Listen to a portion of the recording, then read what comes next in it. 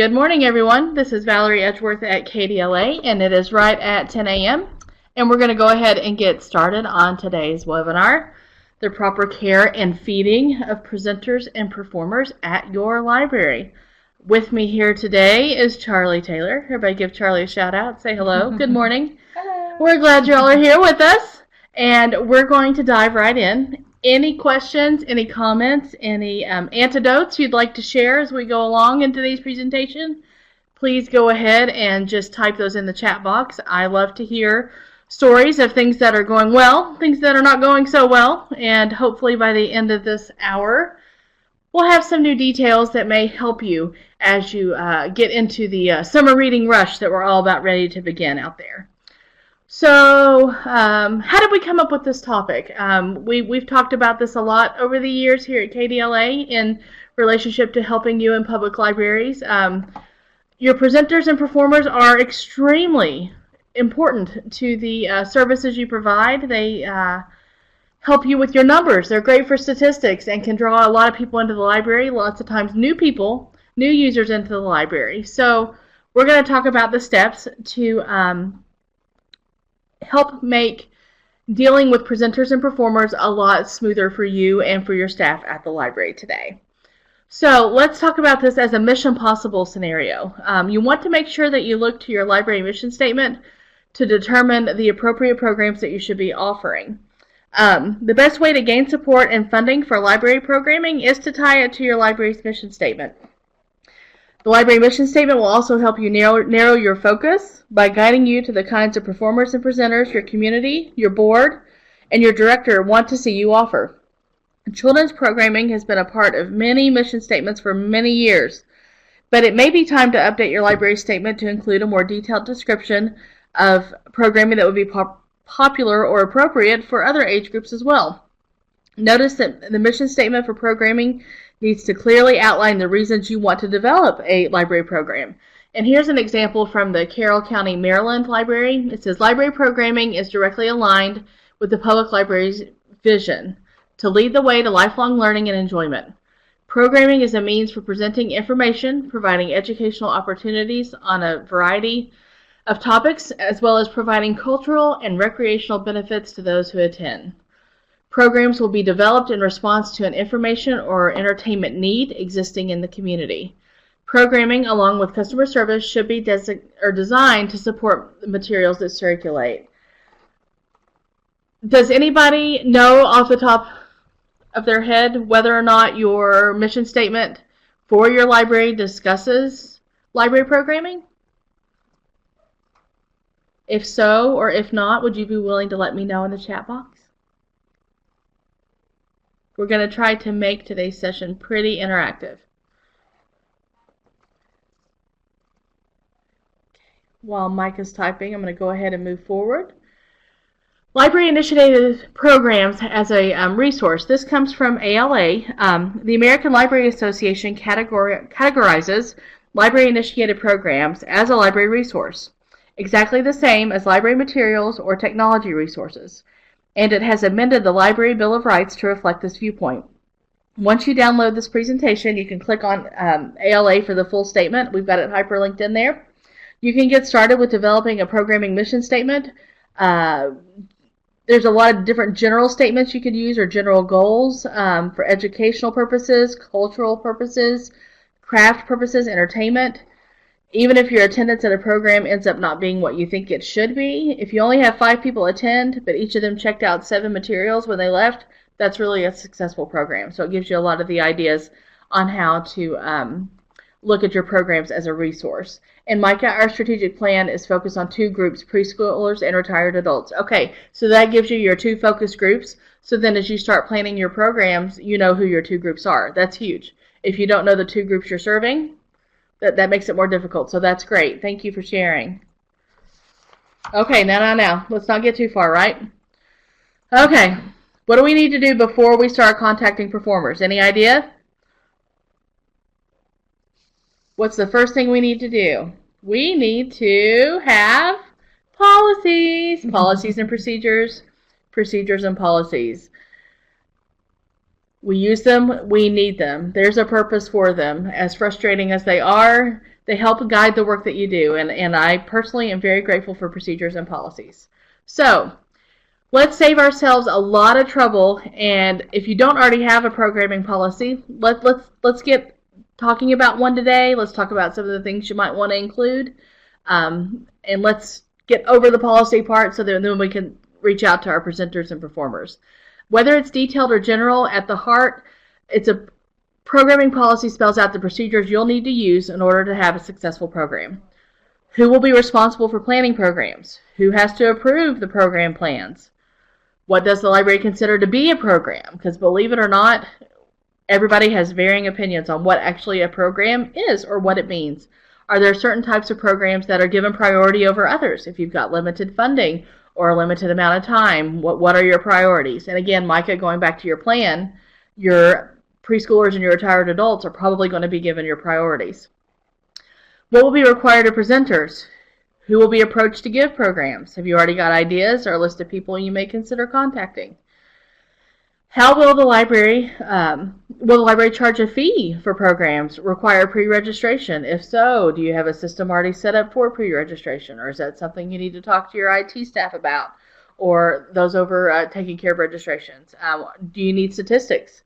If you need statistics, how are you going to track them? Lots of good questions here. This is also a good place in your program policy for any statements regarding audience complaints and language supporting the library's duty to accommodate people with disabilities. You want to make sure that you're covering all the bases here. The library always strives to accommodate all people. Once you've got all these objectives clearly defined, programming staff members have a blueprint to use when they are developing programs and are ready to contact performers. Any questions before we dive into some sample policies and procedures? And I'm happy to say at this point, don't panic about taking notes. I have several items available for you at download, samples of all the documents and things that we're going to discuss today. And I will also attach them to the email when I send your certificate out at the end. So don't panic about trying to remember these policies. You're going to get copies of all of them at the end. So let's talk about a sample programming policy. The Palm Beach County Library System in Florida has generously provided us a copy of their sample programming policy. And again, you'll be able to download a copy at the end. If you don't have a programming policy at this point, don't stress about it. This comprehensive plan from Palm Beach County is a great place to start when you develop your own programming policy. This policy was designed to help the Palm Beach County system kind of streamline their programming and provide uniform programming at all branches. If you're part of a larger library system and have several branches, policies and procedures are really good so that regardless of what location your users go to, the service is the same. This policy is also very easily adaptable to a single location library system. It'll be really, really good for you all to have. Let's talk about a few other policies you're probably going to want to have. We're not going to talk about these today, but you might want to consider adding these to your library workbook if you don't already have them. And if you do need copies of these, I can help guide you to some libraries that I know for a fact have these policies already. But a program request worksheet, a budget worksheet, a meeting room facilities use policy, I'm sure most of you probably already have those, food and beverage policies, as well as a photography policy. It's better to have a policy you only use on occasion rather than to be in a situation where you actually need one and one doesn't exist. Not like asking for permission or not asking permission and asking for forgiveness later. It's better to have these up front if you can. We also have many sample policies available on the KDLA website. So all of these are really, really good to have. If you've got any questions about these, let me know, but these are some of the ones we're not going to cover today. So let's talk about a timeline for a program. I am a real stickler for time. I think time is precious. We only have 24 hours in a day, and we all have a lot going on. Outside of my selfish little world, so does everyone else have a lot going on. And for that reason, and for every one of your staff members and community members involved in the program, you need to have a timeline. That way, when life happens, and it is sure to happen, the program and the library can move on even if you are not able to be there. And so that's what we're going to talk a little bit about now, is the program timeline and how you need to break things down leading up to a program. So starting 12 weeks, several months before the event. You're going to be talking about your program ideas. Here at KDLA, we have quarterly training meetings. As we discuss all of our trainings for you as public library staff, we meet on a quarterly basis. We're always planning for the next quarter. So that's kind of what I describe this here. If you don't have a quarterly programming meeting, you might want to consider having a quarterly programming meeting. You want to make sure all those ideas have enough time to get developed, and that everyone can submit a program planning form so that they can present how they're going to accomplish this new program that they want to do. 10 weeks before the event, once you've gotten approval to move forward ahead with your program, you're going to want to contact the performer and get the agreement signed. You're going to go ahead and reserve your room and equipment. I kid you not. Sometimes here at KDLA, even 12 weeks out, a room's already booked. So you want to make sure that you can get the book for when you need it, or we're going to talk about working on specific dates with presenters and performers in a little bit. But you want to make sure that you can get everything in enough time that will meet your needs. 8 to 6 weeks before the event, you're going to want to send a confirmation packet to the performer. We're going to talk about that more in depth here in a minute. That's also when you're going to want to start creating your promotional materials. It takes time to get things approved. Around here, if we want a timely press release, I'll say that we start 2 months ahead of time because of the channels that everything has to go through in our government setting. It just takes time. I may have someone in-house that I prefer to edit something, and then it may have to get my division manager's approval. It may need to also then go to cabinet approval, and then contingent upon what the information contains, it may still need to go to the governor's office. And the point is that these things take time. So 8 weeks is not too early at all to be creating your promotional materials. Again, this timeline is just a suggestion. Every library is going to run programs on their own timetable. This is just a suggestion for you. Now, the one exception to this rule I do think is summer reading or grant-funded programs. You may need to bring programming ideas even 6 to 12 months ahead of time or in advance of your program date.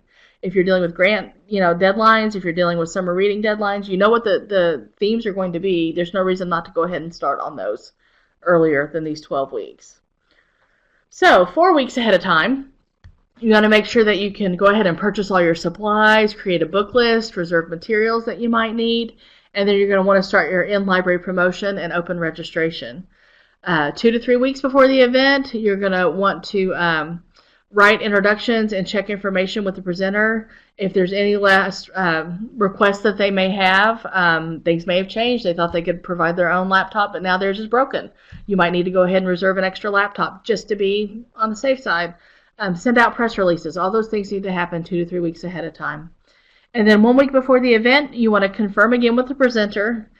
There's no such thing as too much contact with the presenter. You want to confirm everything all along the way by phone and email, and confirm the payment with the library if a payment's being offered, and then continue all the publicity and registration. Now, one more on the timeline. Just because we make it to the day of doesn't mean we're done. The day before and the day of the event, if possible, try to reserve the space the day before, just to give you a little bit more time. For me, there's nothing worse than having to set up the day of. I think you get a little bit more frazzled and just you're running around already dealing with last minute things. So if your room can already be set up, that's really a good thing. You want to make sure that all library staff have been reminded about the program. Be ready to help the performer and answer any questions. If there's any food or last minute supplies that can't be purchased ahead of time, you want to make sure you get those at least the day before. This next one might sound simple, but I'll be honest with you, it happens more, and I hear more and more about it the more that I work with you all. At the day of the event, if you're the one assigned to that event and you've taken care of all the steps, just because the event starts doesn't mean you don't need to be there. You need to stay in the room the entire time. I know at that point you just want to shout for joy, sigh of relief. They're here, people are here, this is good, but stay in the room until it's over. You'll want to make sure you do the appropriate welcome, introduce the performers, thank everyone for coming, promote the materials, and take the time to do any future event promotion for the things that are coming up in the next month. You're going to want to make sure photos get taken, and then at the end, you still need to say thank you. Thank you for attending, and thank the performer for being there. Right after the event, you're going to want to distribute the evaluation. I'm really bad about not doing this. I'll be honest with you. But I will tell you that if you can distribute that evaluation immediately, you're going to get the best feedback that you're going to get. The longer you wait on an eval, they're going to forget. It's just the way it is. So if you can catch them while they're there, get that eval immediately. You also need to assist the performer and the audience in directing them to anything in the collection they may want, and let the performer help them take down the materials. And then collect any last minute signatures or payment if needed, and go ahead and write your thank you notes. Go ahead and just close it out. That way, when you get back to your desk or you get back to your next shift, you can just move forward. You know the event's done. Any questions about a timetable? Any personal thoughts or anecdotes you might want to share on experiences with planning for an event before we move forward?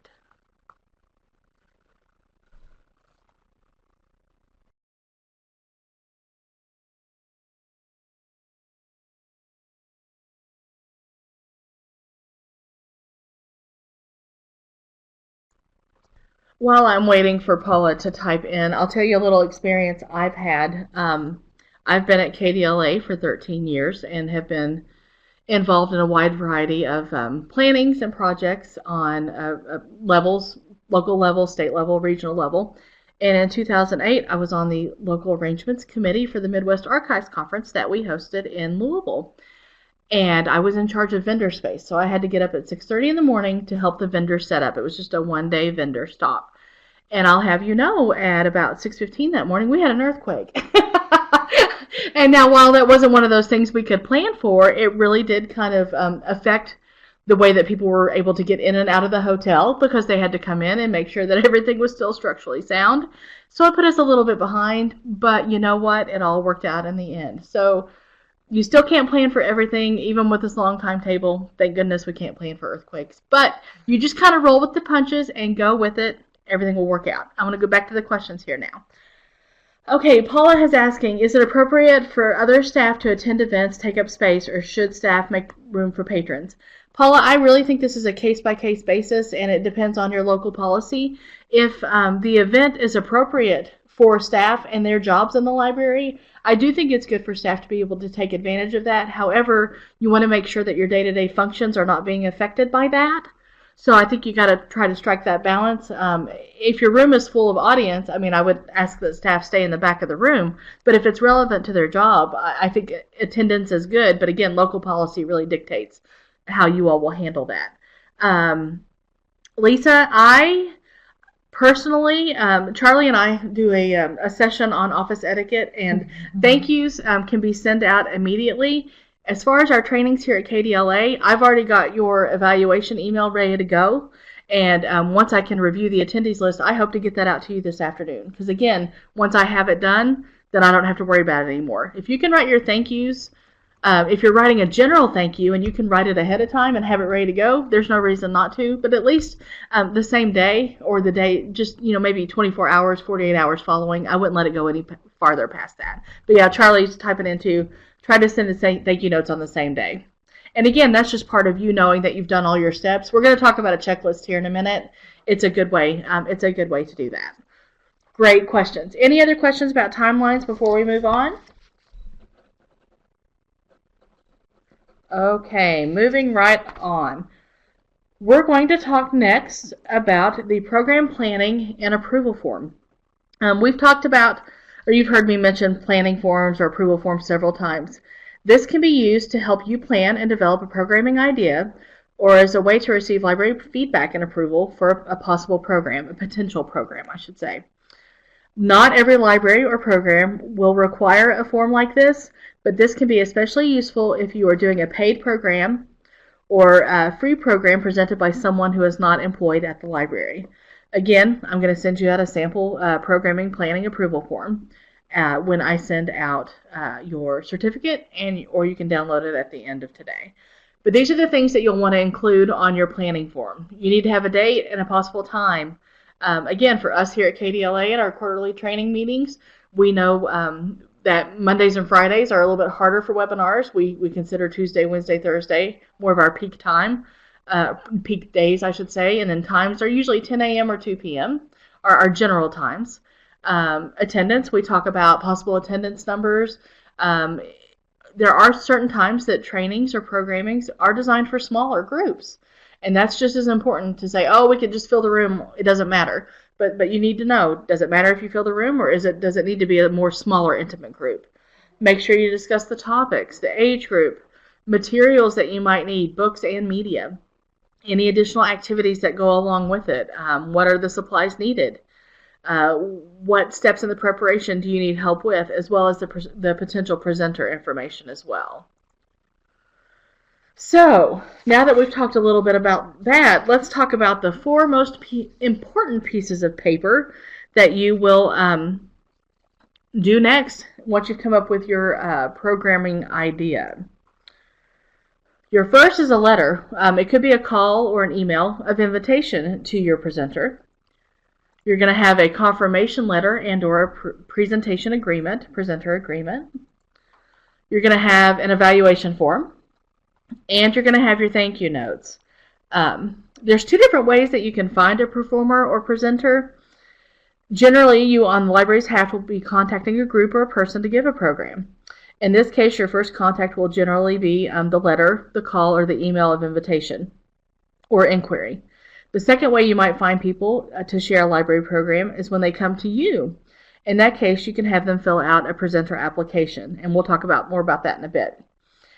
Your next contact with the presenter is going to be that formal confirmation letter and or presentation agreement. If at all possible, have the performer sign an official agreement. Don't just send a confirmation letter and hope they receive it and agree with everything.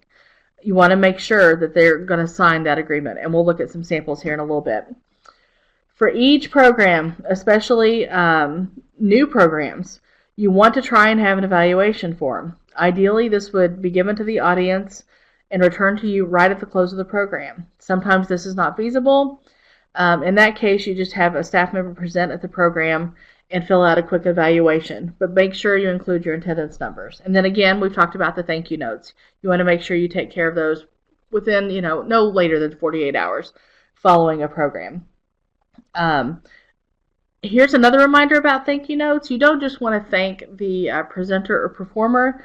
You also want to be sure to thank you any other community groups or your board if they have helped fund the program. You want to make sure that anyone involved in that process has received a thank you note. By making these forms and having these ahead of time, you can save a master copy and make that available to everyone. And then as you develop programs, you create a folder for each program, and then you can save those copies there. But this way you can edit and print new versions every time you host a different performer. Oh, that's a great idea, Bobby. Bobby has said that they dedicate a book to each of their presenter as a thank you. That's a really neat idea. That's not one I've heard of. Thank you so very much for sharing that. That's a really great idea. Any questions about these four pieces of paper before we move on? We're going to talk about each of them in depth here in just a moment.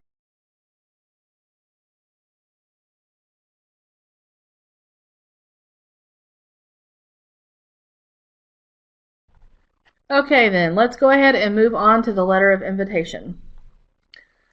The letter of invitation should always have the following included with it.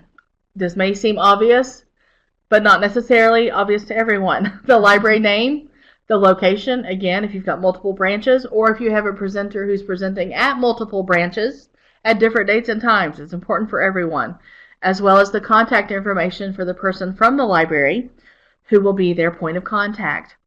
Your name, your job title, your phone number, and your email.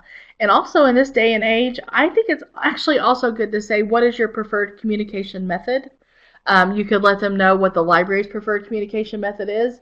I think a lot of people just assume that everyone texts. I'll be honest, I didn't start texting till 2016.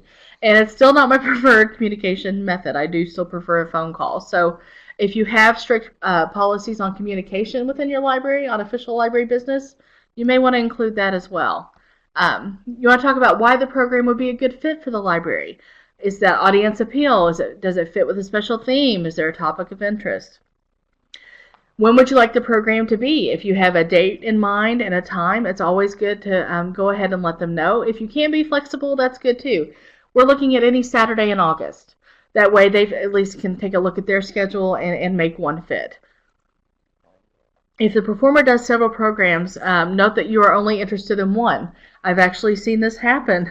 You may just say, we're interested in having you present, but if you don't tell them which program, they may assume you're talking about a different one. Again, details, details. So important. Make sure they know the length and the format of the program. There may be accommodations needed for the presenter and or the audience. You want to make sure that they know how much time they have. You may say that, oh, I know that you've done this program and it's 2 hours. Would you be willing to shrink it to an hour and a half? Things of that nature. You need to make sure they know all of that up front. Also, the honorarium. If one is being offered, you do need to go ahead and take care of stating that up front as well.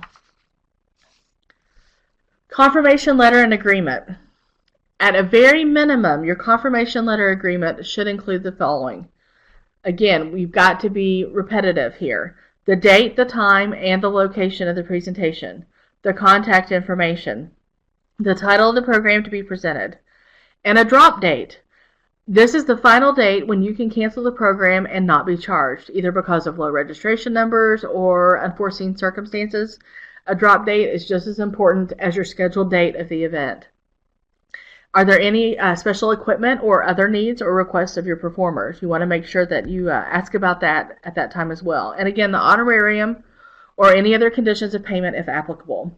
This may be a total of $500 or a per head fee, $3 per person with a $10 minimum, or a 10-person minimum, excuse me, or any other arrangements that you've made, travel reimbursement or things of that nature. So let's talk about a sample confirmation letter. This could also be a sample confirmation email. I wouldn't recommend a voicemail at this point because I do think you need written confirmation. I enjoyed speaking with you on this date.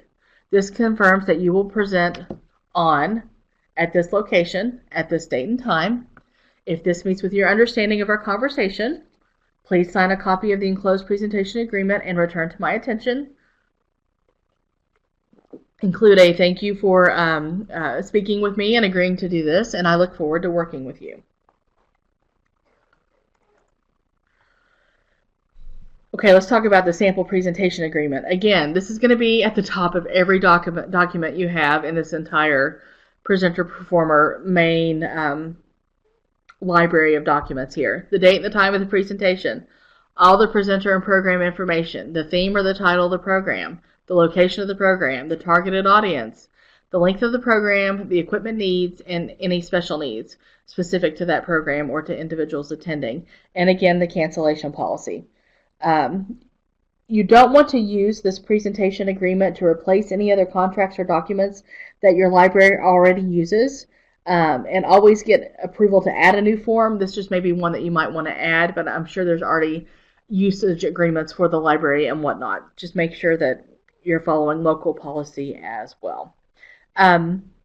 You also may want to include 2 copies of this form when you complete a presentation agreement. This way, one of them can be returned to the library, and your performer can also retain a copy for their records as well.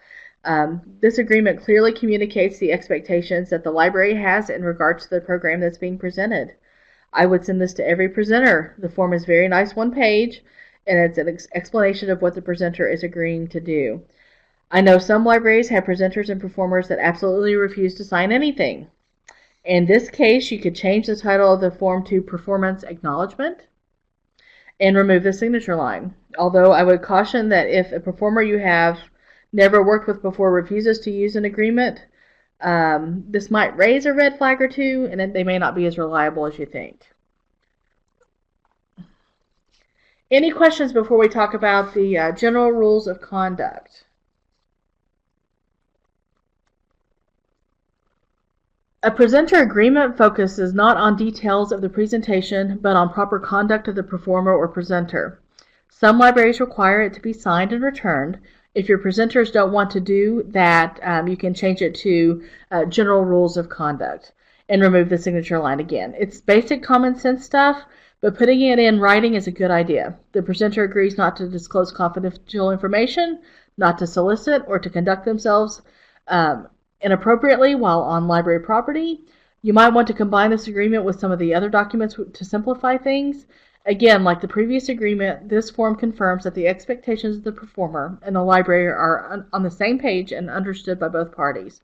Both entities have a clear understanding of the conduct expected during the program. Permission to photograph.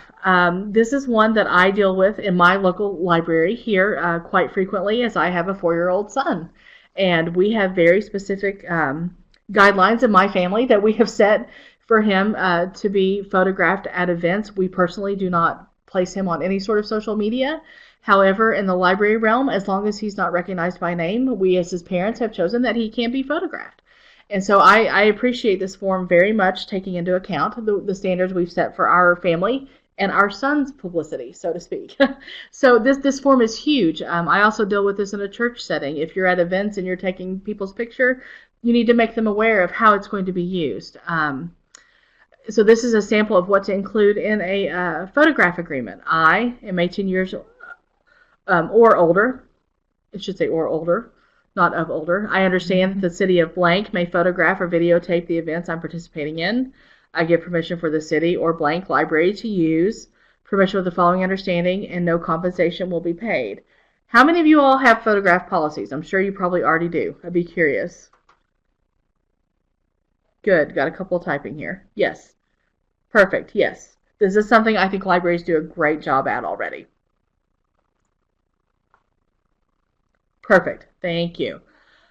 Okay, what about when presenters come to you? Let's talk about that for a minute. This is where you can present to them the program presenter application. Again, you may have programming ideas, but if someone comes to you, you can go ahead and hand them this application and put it back on them. It's a short 2-page application form that you can use to evaluate potential library programs. You can use the application in conjunction with the checklist or by itself as an interview of the program or presenter. Okay, we've gotten all our forms filled out, which, man, that's more than half the battle, I think. Presentation is scheduled, and now we're going to talk about how to run things smoothly. Going to pause here for a question. Tara said, also announce if photographs will be taken. Adults, absolutely, Tara, that's great. You can include, and that's part of the reason you need to stay in the room, is to announce that you're going to take photos during the program. That's wonderful. If they don't want to be included, they could kind of move to the back corner or try to move themselves away from the camera. That's great.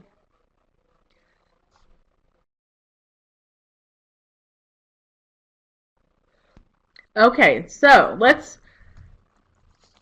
we've got everything filled out. Let's talk about creating a reusable packet. If you create a packet up front that just has all of your main documents in it, you can create new copies every single time you have a new presenter and keep that master file clean and updated as necessary as you learn more as you go through, and send it to the performer to review weeks before the event. In the packet, you're going to include a copy of the confirmation letter and the event itinerary. You're going to include directions to the library. Believe it or not, Google Maps doesn't always have everything right.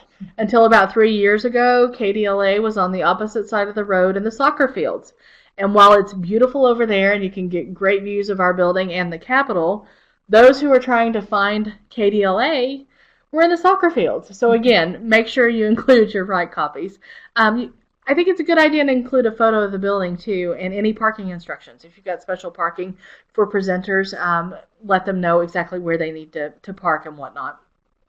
Contact information for the library employee greeting the performer and attending the event. Include a cell phone number or any additional numbers that may be unpublished to standard library users on your website or whatnot, in case they can't reach you on the main library line. It does happen. Promotional materials that you've created for the event and a link to the library website. Again, it's nice to include copies of everything for your presenters and performers so that they can have that as part of their file to show for future presentations that they've been doing these things for a while. It's good on both sides. A room setup list. Include technology, any supplies you've agreed upon for the room, And a diagram of the room, you may have actually worked in conjunction with each other to figure out how you want the room set up, and the estimated attendance. When I have outside presenters come in for webinars for you all, I really keep them posted, usually a week ahead of time, and maybe 2 to 3 days before. I let them know how many people we're planning for. And then I also follow up and actually let them know at the end, when I give them a copy of the evaluation, how many people attended. I think that's really good too. Gather a crowd. Let's publicize and promote. We're not going to talk too much about advertising because that is one whole topic we could talk about all day long. But make sure that you know how important it is to publicize and promote if you want to draw a crowd. You don't want to have a performer come and a poor program attendance. Performers may not want to come back to your library if you don't have a crowd. Let's talk about some promotional ideas. These are the things you want to include in your promotions. The name of the library, the address or other program location, especially with summer reading. I know a lot of times we use community partners a lot in our summer reading events. Make sure that people don't just assume it's at the library if it's not. Make sure you tell them where it is. The name of the event, the date, the time, contact information, the website, a concise description of the program, registration information. Here are some items of where you can promote the upcoming events. On your newsletter, in your calendar, both in print and online. Make some display signs, half-sheet flyers to include materials at checkout, bulletin board advertisements, bookmarks, display books, AV items, press releases. All of these are basic items that you can go ahead and make templates of ahead of time and just adapt them as the programs come through. Here are two other things. I hear my local library. I hear a lot of 30-second PSA announcements in the morning and on my morning and afternoon drive, and I like that. They'll focus on a theme for the month that may be going on or something that's special to our area. But those little 30-second PSAs really catch your attention. PSAs can also work really well for a series of programs, not just a single event like summer reading. PSA announcements about summer reading work very well. Press releases are also another great way to make everyone in your community aware of a new program for your local newspaper, your radio station, your Chamber of Commerce. Depending upon the age range of the program, you may want to send it to your local schools, middle school, high school, colleges. Just depends on who your audience is. You can also try submitting to local advertising or penny saver papers, contingent upon what local agreements you have with them. Registration. Requiring registration for programs has many benefits. You can track for attendance estimates and call registration patrons a few days ahead of time, or if you have email reminders. I know for my son's storytime programs, we get an automatic reminder. They're held Tuesdays at 6 p.m. and on Sunday around 12:30. Between 12:30 and 2 p.m. every Sunday I get my reminder email, which I truly appreciate. Even though I know story time, date, and time doesn't change, it's nice to get those reminders ahead of time. Let's talk about location.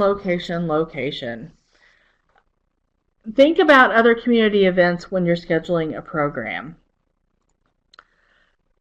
When you're booking your location, you want to claim the room as soon as you confirm a date and time. The week of the program, remind library staff that you'll be using the space. Don't let it get double booked. This is another topic that Charlie and I talk about in office etiquette. If you're curious of how to deal with a double booked room, I can give you some advice on that later on, but we always try to make sure that we're not double booked. If you're using a space outside the library, make sure you have the contact information for the facilities manager of the location that you're using and call them a week ahead of the event. Just as a reminder, make sure that the person you're working with, if the facilities manager isn't going to be there, make sure you know who the point of contact is for that facility in case something goes wrong with the building or if something's not working the way it should be.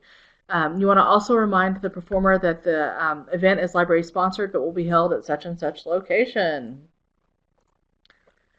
Setting up the room. Know the capacity of your room and ask the performer how many people their program can accommodate. Make sure to arrange the room logically. It can be a lot of fun to arrange a room, but be very practical about it. Most presenters do assume that you're going to have the following technology available: a laptop, wireless internet, projector, microphone, screen, a TV with a DVD player. make sure you discuss with them ahead of time what their needs are, what you can provide, and what you cannot provide. Okay, I include this because of experiences I've heard. I've never been through this personally. But before you start your program, check the restrooms. I've heard feedback on this before. Make sure the restrooms are in good working order and that they do have clean toilet paper and that everything's working properly. Because there's nothing more frustrating than having a lot of people come into your facility for an event and then the facility is not meeting the standards or having the accommodations that are necessary. Have signs. For those of you who have visited us here at KDLA, this can be one confusing building. Make sure you have a person or sign available at any turn or nook or cranny where there might be a sharp right turn or a sharp left turn. Make sure people can know where they're going. Also, any additional information you can provide your performer on unloading or parking zones, make sure they know where they can get all their materials taken care of quickly.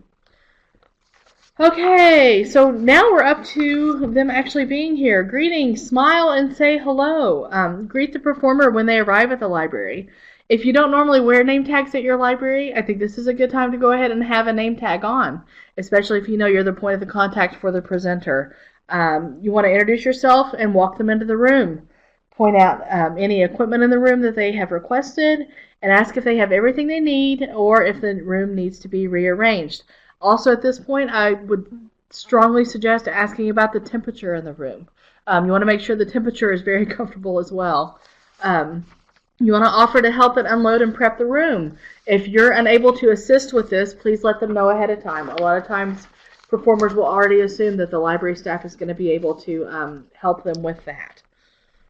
Details. We're going to talk about the TIS introduction. This is when you're getting ready for your presentation to begin. T stands for topic, I for importance, and S the speaker. You're going to want to introduce yourself to the crowd.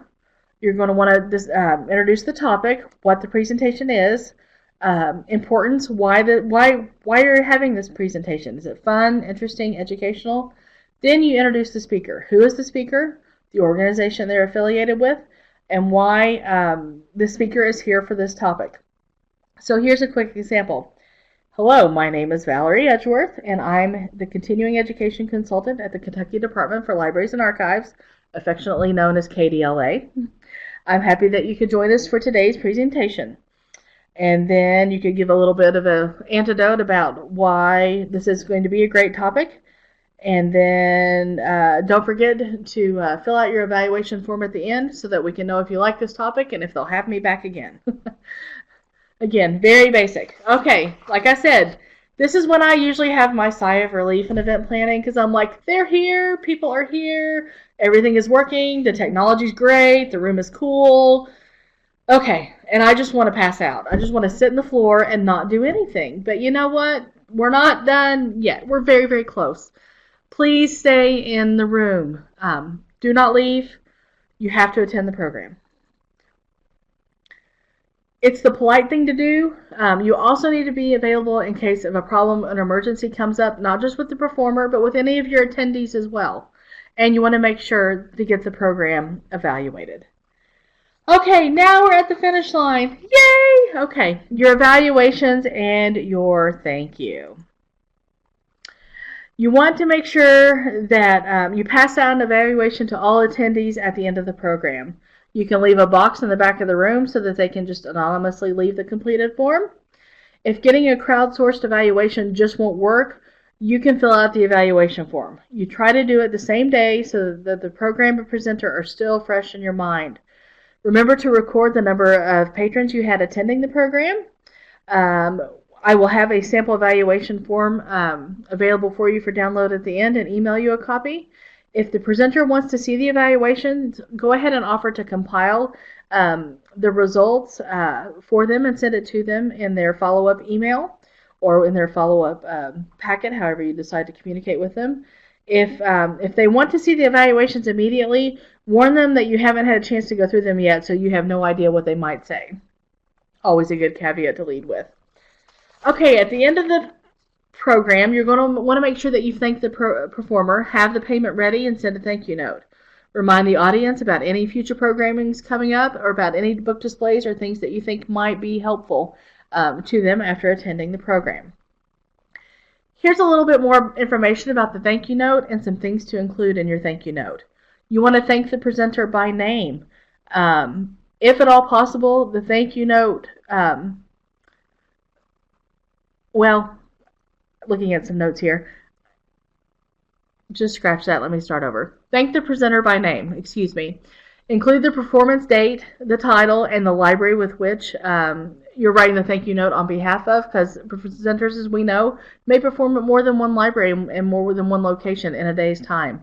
You want to share the number of patrons attending. Again, this is good statistical feedback for them in their line of work to know which programs seem to be more popular and have more attendees than others. You also want to send it snail mail. That's something in office etiquette we discuss. I think it is a good thing to physically mail an actual thank you note. Also, not just your presenter, but make sure that you send thank you notes to any organization that funded the program, provided the door prizes, such as your friends group or any local community businesses that may have been involved as well.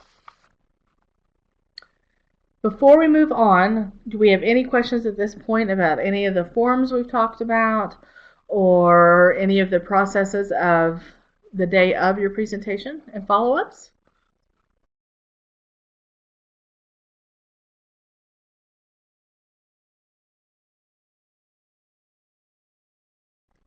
Okay, we're almost there, I promise. What's the worst that can happen? Oh, lots of things. And I'm sure you all have more stories than I could ever tell. If you want to share, here's your chance. We'd love to hear what's the worst that's happened and how you handled it and how it worked out in the end. And as you all, if you want to type, I'll keep going and then we can discuss some of these. What if the performer never shows? And you have a restless mob. Anybody ever had that happen? If you do, I'd love to hear about it. Apologize and give the reason for the problem. Thank the audience and offer to take names and contact them to reschedule. Offer to take them on a library tour or give a standby program. If the performer is running late or needs to cancel at the last minute, hopefully they have contacted you. I use the word hopefully. If not, call them at the moment that you sense a problem. If the event being canceled and you have advance notice, go ahead and call and email patrons registered for the event and let them know. If everyone is already at the library, talk with the performer to determine if the program is canceled or just delayed. Now go and talk to the audience. Apologize and give a general reason for the delay or cancellation: family illness, travel problems, life. Like I said, life happens. Thank the audience for coming to the library and offer to take names and notify when you can reschedule. Again, might want to have a couple backup plans just always in place in case this happens. No one has chatted that they've had this happen? I am amazed. My motto is it will all work out. And while at the moment you just don't think it's ever going to work out, it does work out in the end. I truly feel that way. Okay, Lisa's. Yes, I agree with Charlie. We have a lot of lucky librarians joining us today, and I'm grateful for that. And Lisa, Valerie, I am curious to hear your stories. Service with a smile. Presenters, performers, and patrons are guests in the library. Treat them like you would a guest in your home. Be polite. Be firm with any reasonable demands you have. Remember that you are a representative of the library and the face of the library and the community. Even when things go wrong, smile, take a deep breath, and do the best you can. And actually, I'd reverse that. I'd take the deep breath, then I would smile. And always do the best that you can. If a performer is being difficult, you need to deal with the situation calmly and politely, and preferably out of the sight of your library patrons, and then just never invite them back again. We always have a lesson to learn. So with that being said, while we've got multiple attendees typing, I'm going to go ahead and share our, where is my files pod? There it is. This has lots of files here. I want to hear feedback regarding today's presentation, but just running through these real quick, there's a sample permission to photograph, a sample press release, a sample PSA, an evaluation sheet. From the Florida library I mentioned earlier, here's the presenter program agreements and applications. Again, If a performer comes to you, the confirmation letter, there's the PDF of the presentation, as well as a selection checklist. Now, let me see what Valerie says here. Actually happened at, oh boy. Okay, hold on one second. Go back up here to the top. Where am I? Okay, Tara. Usually it is a presenter where we don't have anyone from the community attend. They're apologizing and deciding how to handle each. Yes, again, low registration can be a huge frustration. You just apologize and try to see if you can figure out, was it enough promoting? Was it just a bad day or time? Try to see if there were factors that played into why people were not able to come. Let's see. Valerie, actually happened in another system. The performer mistook the scheduled time. Oh, yes, 11 a.m., and he planned for 1. Yes! We explained to the gathered audience and asked them to return at 1 p.m. with apologies. Even more people showed up at 1. See, again, it all worked out. Mm-hmm. You know, typos happen. I've had that happen on meetings I've scheduled where I'll accidentally put 1 a.m. and I'm at 1 p.m. or 11 a.m. and it happens. We all make mistakes. So I'm glad it worked out for you. That's wonderful. Lisa, let's see. I had a guy scheduled to demonstrate pottery during summer reading, called 2 hours before the scheduled event. Okay, and I had to do a craft at the last minute.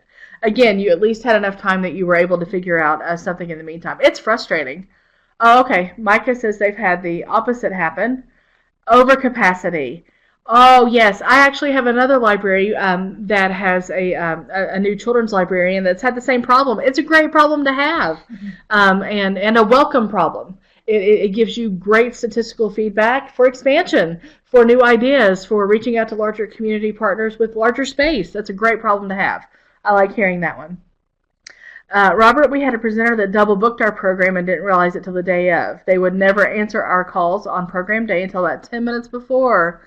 They apologized, but we still had an auditorium full of restless patrons. We explained what happened. We did not cover the performer, but did provide a standby program and let everyone know the newly scheduled performance date. Robert, sounds like it worked out in the end, and at the end of that, I would probably put do not invite back. Again, that's why you want to keep a presenter-performer packet on all of your programs that you offer, is so that the next person that deals with this, say you move on to another position in that system or somewhere else, they'll know that the last time this performer or this program was scheduled, it didn't work out that well. So again, feedback on all levels, all throughout the stamps, even the good, the bad, and the ugly, are all necessary to make for a good program. Well, I have finished, as you can tell. All the files are here available for download. You can, you all know the drill. You've done this before on how to upload these files. Don't hesitate to contact us here at KDLA. Should you have any other questions or concerns about this program or any other offerings, you will be getting an evaluation from me, hopefully this afternoon. While it's fresh in your mind, I encourage you to go ahead and fill that out. Let us know how we did today. Again, on Twitter and Facebook, please reach out and follow us. We announce a lot of our partnerships and upcoming programs and webinars out there, as well as other things going on out in library land. I appreciate you all reaching out to me. We'll hang out for a few minutes if there's any other questions. Thanks, everyone.